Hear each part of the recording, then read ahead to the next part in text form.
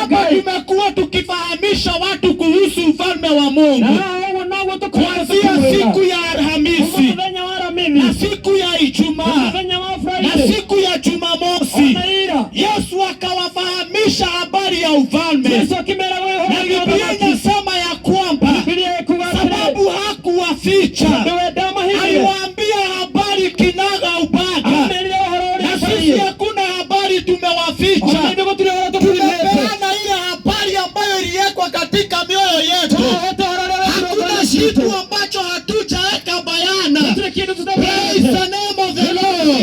Biblia inasema ya kwamba wale ambao walikuwa Wayahudi na wale ambao walikuwa makuhani na walikuwa katika ile sikukuu, hawakuwa wanapeana habari ya ukweli. Wakaanza kuoshwa kwenye mioyo yao, wakiulizana huyu jamaa si atatunyang'anya watu, maana yeye anapeana habari ya ukweli. Wakaanza kuinuka ili waweze kumuinukia, lakini Biblia inasema ya kwamba hakuna mtu aliweza kumnyoshea kidole, maana wakati wake huku umefika. Jina la Bwana litukuzwe. Na Biblia inasema ya kwamba siku ya mwisho, kama siku ya leo ambayo ilikuwa the great day, the feast, kama siku yetu ya leo ya kufunga mkusanyiko wetu wa Injili, Yesu akajitokeza. Jina la Bwana litukuzwe. Akajitokeza ile siku ya mwisho, akasimama, watu wakidhania kuna maneno atanena, watu wakidhania kuna jambo lingine amekuja kuambia. Akasimama akasema, yeyote ambaye ako na kiu aje kwangu anywe maji.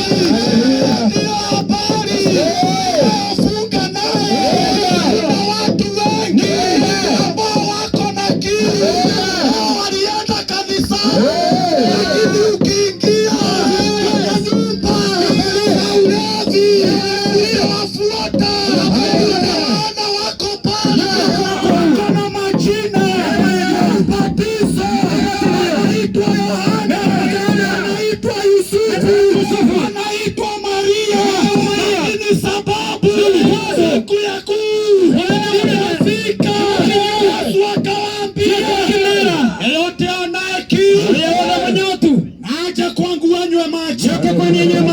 Akapitia mji wa Galilaya, na Biblia inasema ya kwamba ili arudi kwao lazima angepitia town of Galilaya. Alikuwa ametokea Judea. Biblia inasema ya kwamba lazima angepitia mji wa Samaria. Katika mji wa Samaria kulikuwa na kisima cha Yakobo. Biblia inasema katika kila kisima aenda akakaa saa sita. Wanafunzi wake walikuwa wameenenda kutafuta chakula. Yesu akakaa pale acha wanafunzi wakiletea chakula. Biblia inasema mama mmoja ambaye alikuwa na kiu akataramuka kwenye kile kisima yachota maji.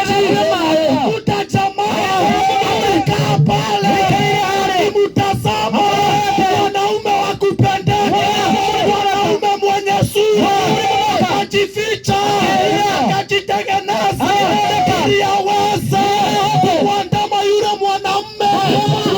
Inasema Yesu alipomuona, maneno kama yale aliyosema, akamwambia, yeyote anaye kiu aje kwangu ili anywe maji. Yesu akamwona, akamwambia mwanamke, patie maji ninywe.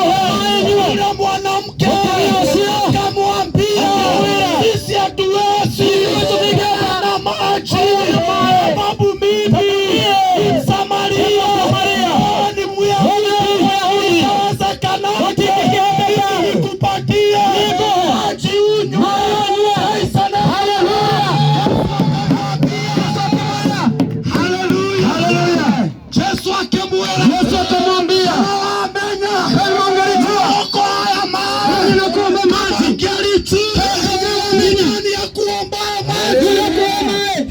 sauti ingefika huko.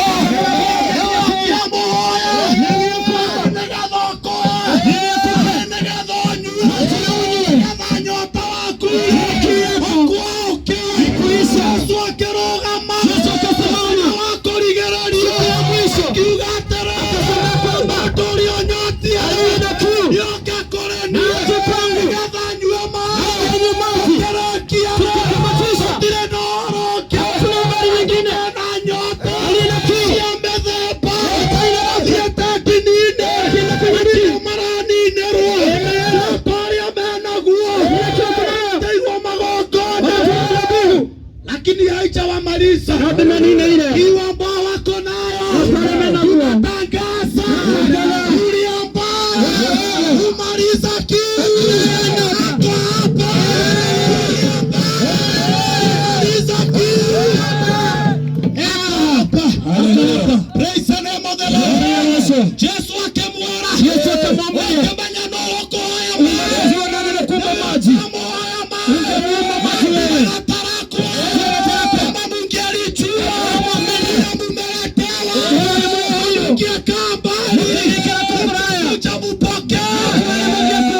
a gift of God. Praise the name of the Lord. Mwanamke akamwambia, what do you mean? Kuna kitu cha kuchota maji. Utanichotea maji na nini? Praise the name of the Lord. Ni wewe mkubwa kushinda baba yetu Yakobo aliyetuachia kisima. Natangaza kuna mmoja ambao ni mkubwa